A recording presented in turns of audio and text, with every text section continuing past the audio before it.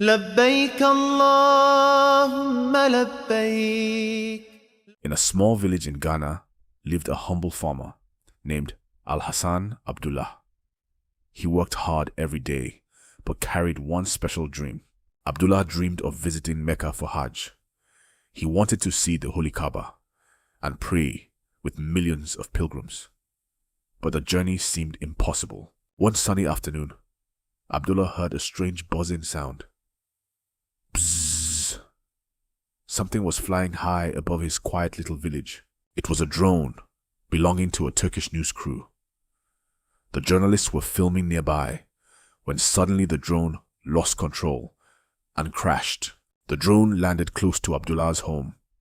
Carefully, he picked it up and waited patiently for its owners to return.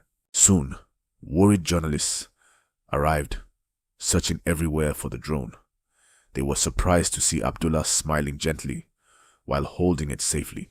The journalists thanked him warmly.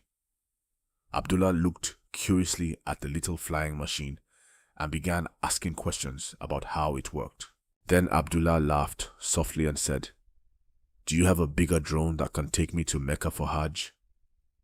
Everyone smiled at his joke, but soon the journalists realized his words came from the heart.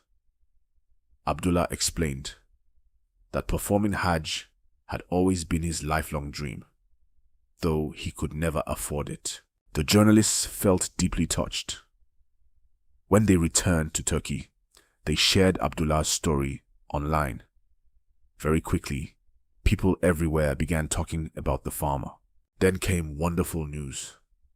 The Turkish government decided to sponsor Abdullah's Hajj journey.